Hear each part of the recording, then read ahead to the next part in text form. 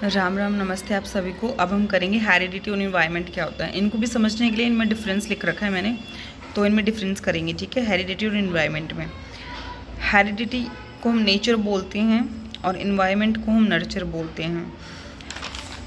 Heredity तो वो जो हमें अपने पेरेंट्स से मिलता है, ठीक है, जीन्स के अंदर जो होता है वो हेरिडिटी में आता है। इन्वायरमेंट जो अपने आसपास का, स्कूल का, घर का आसपास का जो भी है, वो सब कुछ इन्वायरमेंट में आता है। ठीक है, ट्रांसफ़र फ्रॉम पेरेंट्स, ये जीन्स जो ट्रांसफ़र होते हैं उसके बारे में बात करते हैं। ये सोसाइटी से हमें मिलता है, इन्वायरमेंट के अंदर सोसाइटी आएगी हमारी। जीन्स से हमें लॉ ऑफ रिजेंबलनेस होता है, सेम एज पेरेंट्स के, बच्चे के माँ बाप जैसे होते हैं। ठीक है, ये दिया था सॉर्सेन ने, जैसे माँ बाप होंगे वैसे ही बच्चे होंगे, लॉ ऑफ रिजेंबलनेस। डार्विन और लेमार्क ने दिया था लॉ ऑफ वेरिएबल, की वेरी करते हैं, ज़रूरी नहीं है कि सेम हो। ठीक है, law of variable opposite to parents, की पेरेंट्स के अपोजिट होते हैं बच्चे। ठीक है, law of regression total opposite होते हैं। ये इसमें थोड़ा बहुत अपोजिट, ठीक है, इसमें बिल्कुल टोटल ही अपोजिट होते हैं।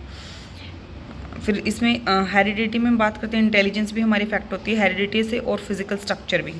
ये दोनों चीज़ें हेरिडिटी से इन्वायरमेंट होती है, इंटेलिजेंस होती है, ये बात याद रखिएगा, ये कई बार पूछ लिया जाता है, ये इंपॉर्टेंट भी है। उसके बाद इसमें सोशल हेरिडिटी होती है, मतलब सोसाइटी के अंदर जो चीज़ें हैं, फैमिली, स्कूल, नेबरहुड, पहली पाठशाला, घर होता है, ये भी हमारा इन्वायरमेंट के अंदर आता है। इसमें जो बॉडी में जो चेंज होते हैं, जो फिजिकल स्ट्रक्चर में चेंजेस होते हैं, वो इन्वायरमेंट के अकॉर्डिंग हम कर लेते हैं। ठीक है, मेंटल चेंजेस होते हैं इसमें। हेरिडिटी प्लस इन्वायरमेंट ये बिहेवियर और पर्सनालिटी को बनाता है। ठीक है, वैसे हम कभी भी हेरिडिटी और इन्वायरमेंट को प्लस करके नहीं लिखते हैं, इनटू में लिखते हैं। ये वुडवर्थ ने दी थी डेफिनेशन।